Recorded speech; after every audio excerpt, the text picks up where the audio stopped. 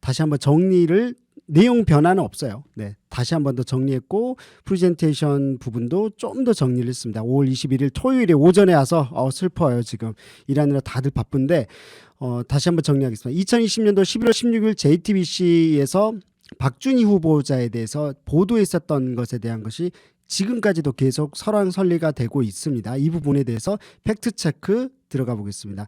일단 원본이죠. JTBC 보도 오디오 텍스트부터 볼게요. 쟁점이 여러 가지가 있는데 보면은 여기서 JTBC 취재 결과 이번엔 관악구청장이 관내 재개발 대상 구역에 집을 가지고 있다가 인가를 내주기 직전에 아들에게 증여한 걸로 파악됐다라면서 이제 문제 제기를 합니다. 이곳에서 보면은 이곳에 대한 관리처분 계획 인가를 내준 건 박준희 관악구청장이다. 그러면 관리처분 한 가지 첫 번째가 있습니다. 관리처분 계획 인가가 박준희 관악구청장이 이해충돌에 대한 문제와 그리고 그만큼 이해충돌이 있을 만큼의 권한 행사를 하는 그런 인가 과정이 있는 것인가에 대해서 좀 알아봐야 될 필요성이 있을 것 같습니다. 뒤에서 좀 알아봤고요. 그리고 보시면 이 화면의 제일 끝에 남은경 경실련 정책국장이 이야기하죠. 그러니까 그 재개발 사업에서 여러 가지 결정들을 하는 최종 승인한 결정자로서 자녀가 그 지역의 부동산을 보유하고 있는 것만으로도 이해충돌 소지가 매우 크다라고 이야기합니다. 이 부분에 대해서는 저희가 변호사들이나 이런 분들 그리고 다른 관계자분들 또 우리 내부에서 편집위원회에서 회의를 했는데 비슷한 의견이에요. 그런데 약간 다른 게 있습니다. 그 앞에 붙어야 되는 것. 억울할 수 있겠다. 그럼에도 불구하고 좀 설명이 필요합니다. 그럼에도 불구하고 최고 수장이기 때문에 이해충돌 소지가 있는 것만으로도 피하려고 노력해야 된다. 그리고 그에 따른 제도 개선 부분도 있어 보이네요가 있습니다. 그럼 문제는 이 보도에서 법적인 거라든지 탈세라든지 이런 소위 말해 이해충돌의 소지가 명확히 또 있느냐에 대한 부분이 있는데 소지가 있다는 것이 명확하지 않는 게 저희들이 지금까지는 확인한 사항입니다. 그래서 이걸 가지고서 결국은 유권자께서 오늘 관악의 PM이 팩트체크한 사실과 또 JTBC 보도와 함께 이렇게 종합해서 판단하는 게 있을 것 같아요. 사실관계 영역은 되게 명확한 게 있는 거고 판단 영역이 남습니다. 그건 결국 유권자분들이 판단을 하셔야 될 것 같습니다. 두 번째 넘어갈게요. 보시면 이제 이 뒷부분에서 당시 증여액은 2억 1천만 원, 시세보다는 물론이고 앞서 박 구청장이 재산신고 때 밝혔던 금액 2억 7천만 원보다도 싸다라고 했습니다. 그럼 마치 작게 써가지고 올린 것 같죠? 이거 본인이 올린 게 아니에요. 알고 보니 저희들도 몰랐습니다. 뭐 증여를 해봤어야지 말이죠.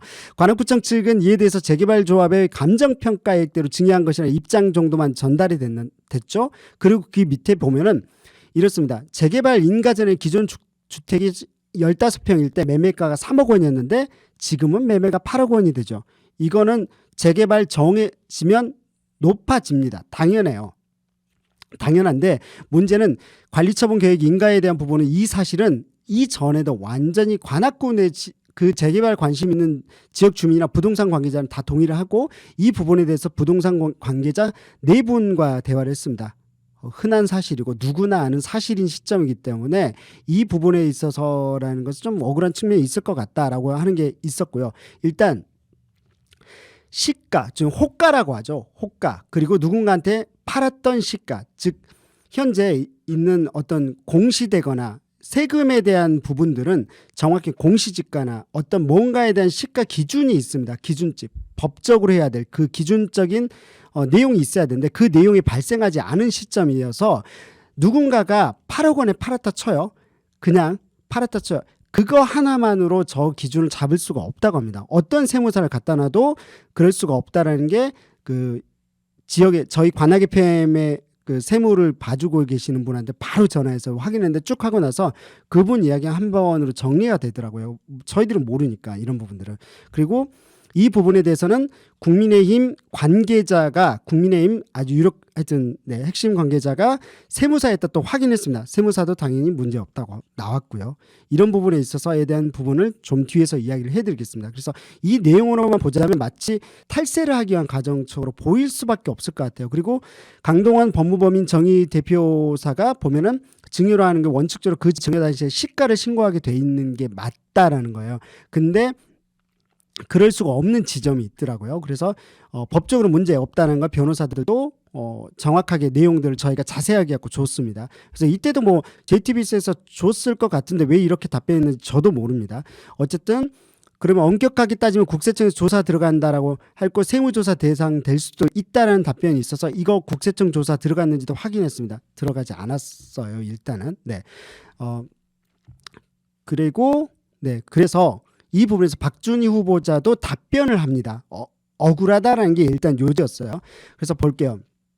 관악구청장이 관내 재개발구역 봉천 4-1- 그러니까 현대시장 사거리 있죠. 중앙동 쪽에 있는 그 행운동이 아니죠. 중앙동 쪽 그 뒤편 쪽이 셈입니다. 현대시장 사거리. 그래서 그쪽 지역인데 민간인이었던 거 맞고요. 구의원이나 시의원 뭐 이런 직은 아니었습니다. 2007년 정상 취득을 했다. 2019년까지 오랜 기간 보유했었다. 투기가 아니다라고 이야기했습니다. 이걸 투기라고 본다 아닌다에 대한 부분들은 이건 평가의 요소인 것 같아요. 팩트가 존재하지 않아요. 투자와 투기의 기준을 막 열변을 토하면서 여러 사람들이 이야기 들었지만 아니 2007년도 때 그 시기 때 샀던 걸 12년 뒤에 이렇게 인가 받아서 있었을 때 이걸 가지고 뭔가 비용이 늘어나는 것을 투기다라고 하면 할 수도 있을 것 같고 아닐 수도 있을 것 같은 요소들이 있는데 투기라고 하기엔 좀 무리가 있지 않냐라는 게 일단은 대부분의 중론이긴 했습니다. 네. 다만 그건 있습니다. 무엇이냐면 다들 이야기했을 때 시점이 애매하다가 있어요. 증여를 만일 정말 그 세금에 대한 부분들을 아주 깔끔하게 하고자 했었다라면 아파트까지 다 지어지고 나서 그때의 과세 표준을 기점으로 해서 증여세 내고 했다라면 분명히 달랐겠죠.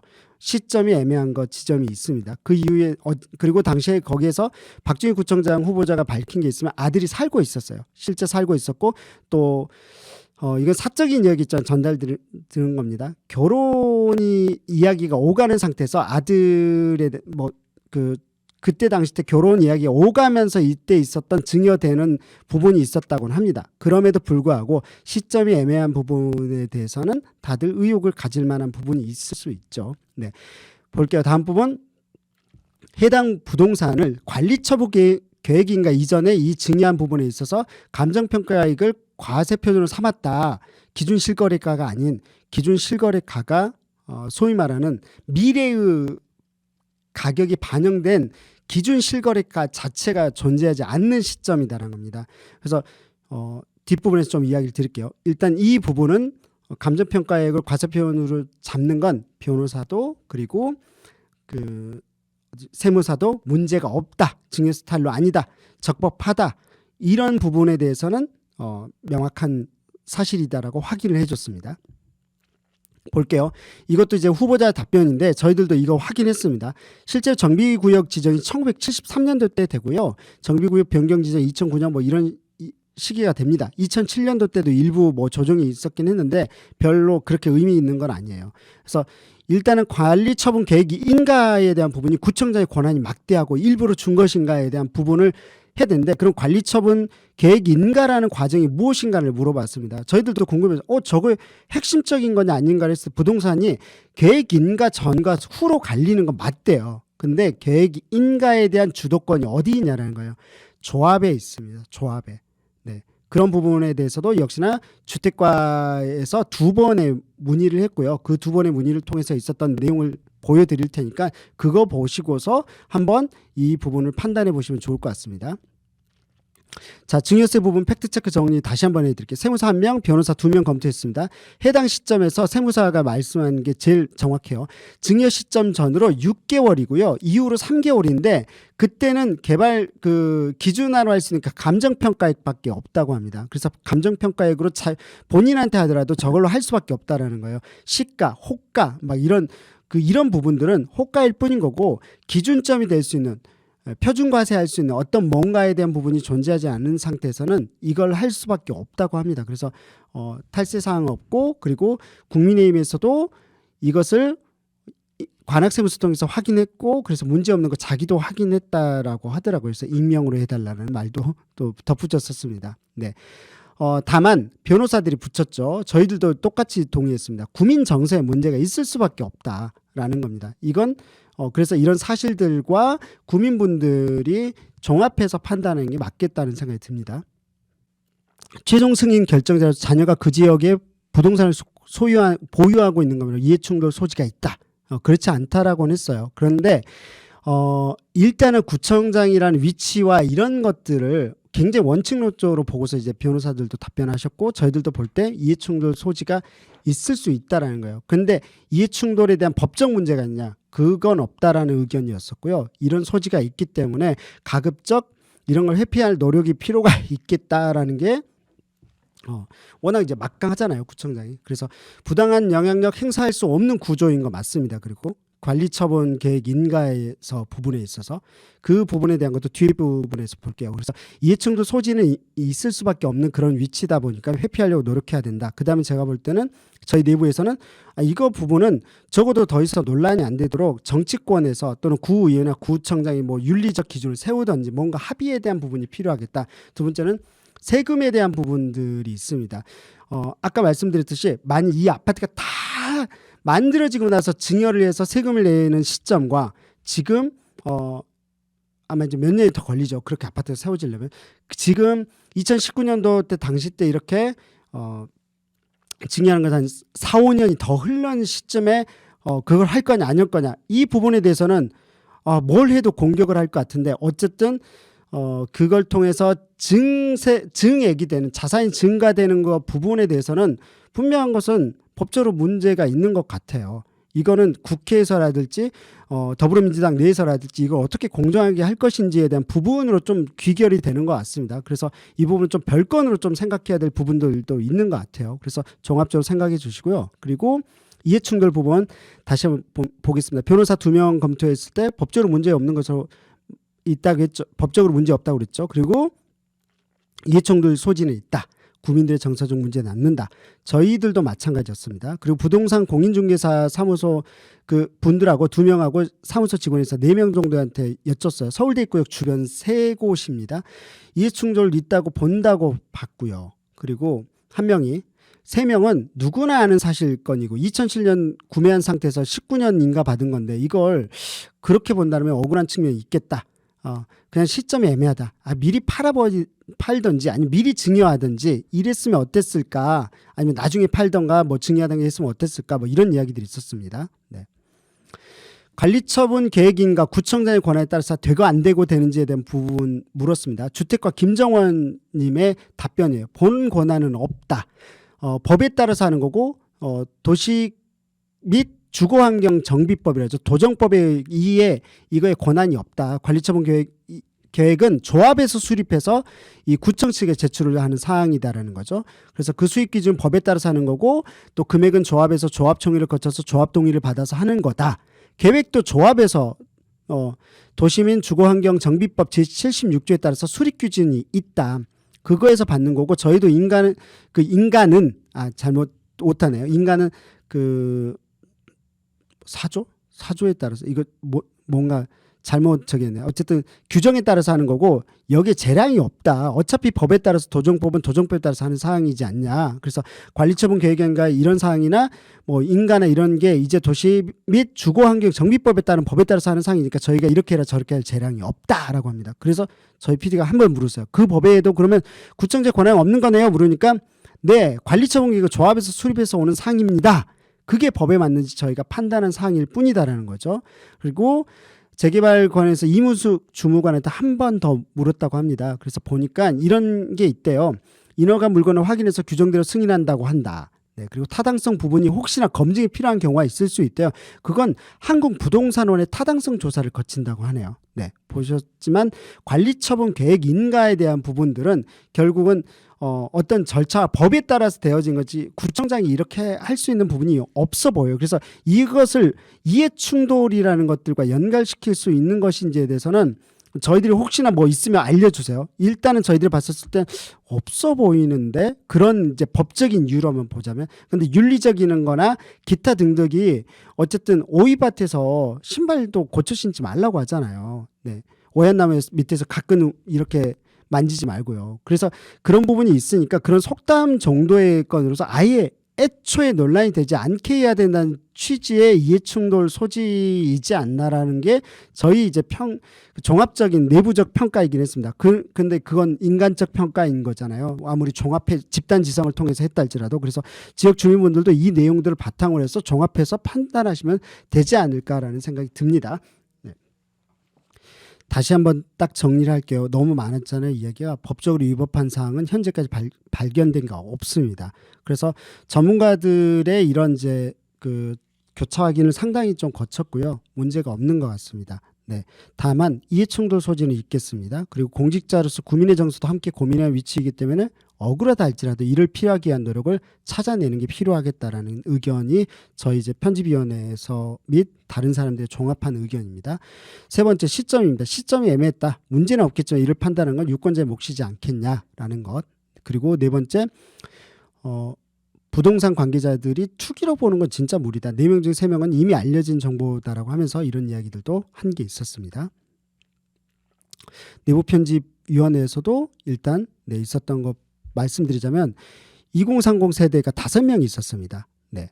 40대 2명, 50대 1명, 8명이서 모여서 했었어요. 이렇게 했던 이유는 솔직히 매우 민감한 영역이 있고 사실관계 영역과 판단 영역이 있는데 그 판단 영역에서 일부 공정한 그런 판단을 위해서 전달해야 될 정보들이 있었습니다. 그래서 이것도 판단의 영역이어서 이걸 8명에서 좀 회의를 했고 그 가운데 있었던 결론을 함께 오늘 이렇게 이야기했다고 보시면 될 것 같습니다. 그래서 사실 영역은 관악의 표현 최대한 판단하겠습니다. 판단해서 지금 드리고 있는 거예요. 판단의 영역에선 유권자 여러분들이 결국 JTBC 보도도 함께 보시고요. 관악의 표현 팩트체크도 이렇게 종합해서 한번 보셨으면 좋겠다는 생각이 듭니다.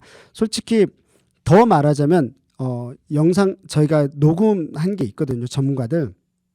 그런 부분들을 다 잘라서 편집해서 들려야 되는데 저희가 물리적으로 좀 불가능해서 이렇게 좀 설명을 드린 점이 있습니다. 네.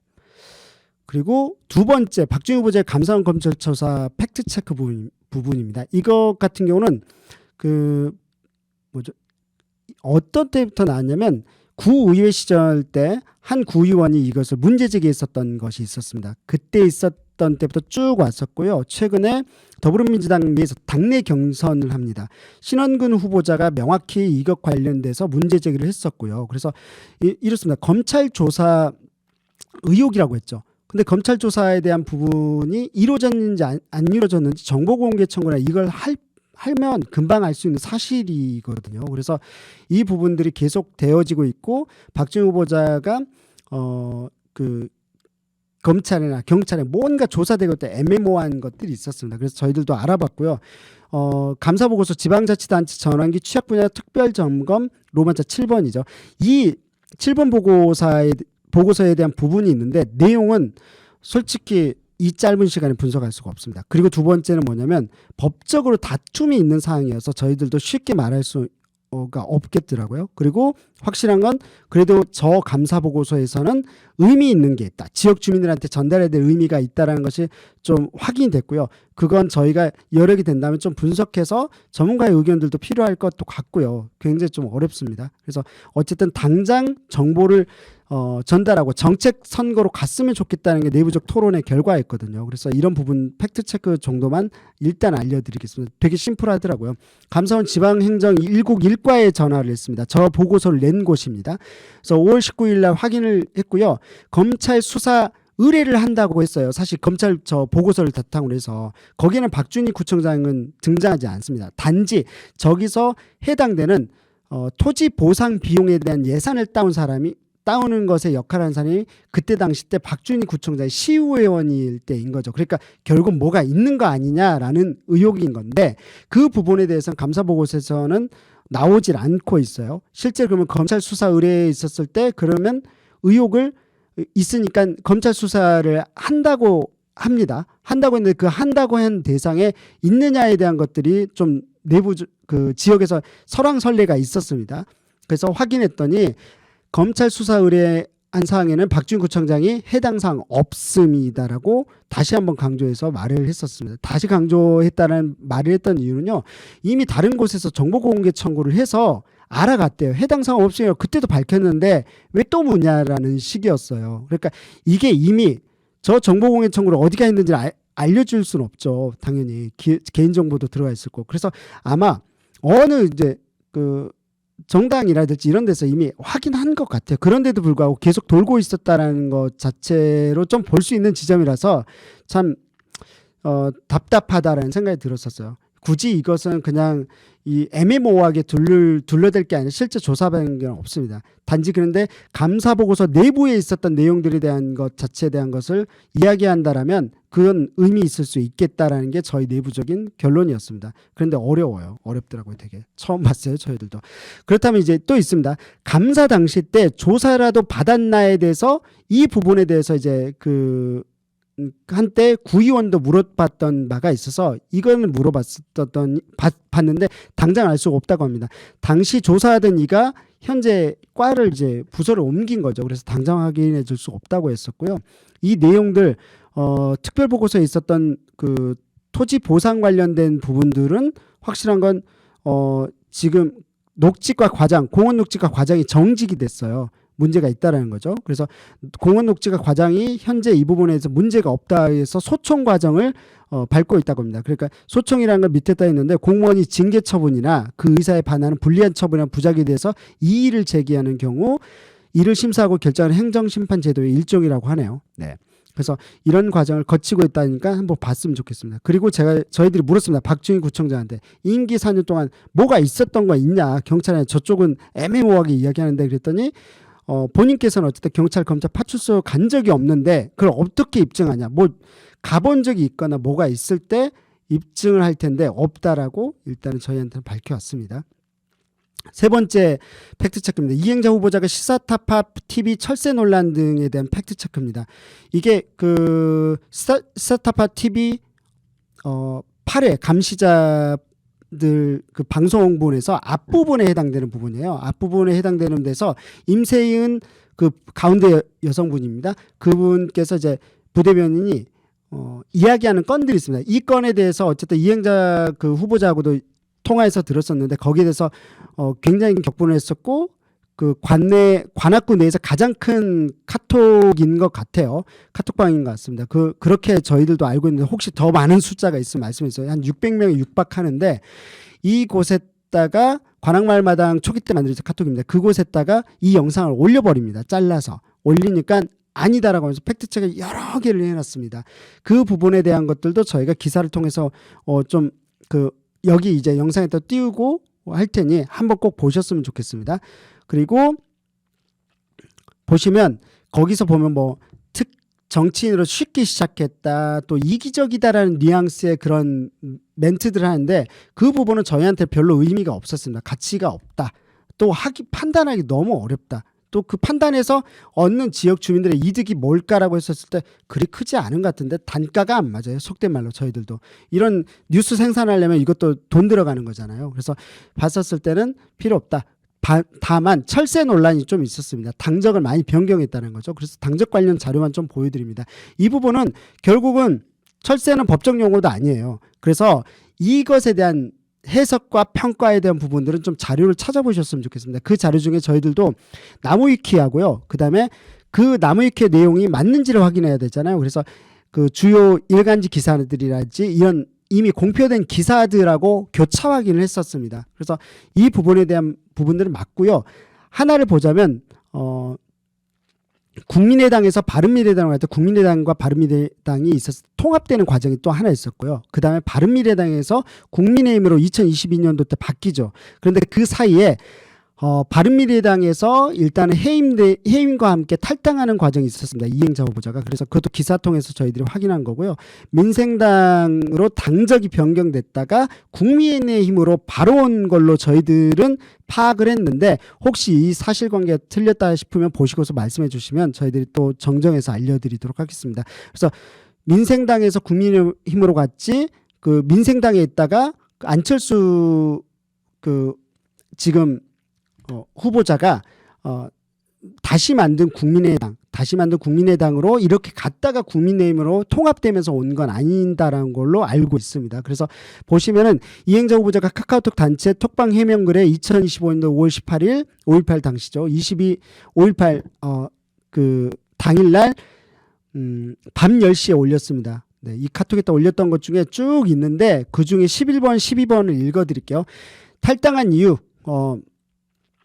새정치에는 새정치가 없어서 또 민주당에 민주가 없고 연합에는 포용과 배려가 없어서 탈당했을 뿐이다 라는 답변이고요. 그리고 밑에 국민의당에서 바른미래당으로 갔다라고 했는데 국민의당이 바른정당과 합쳐서 바른미래당이 됐다.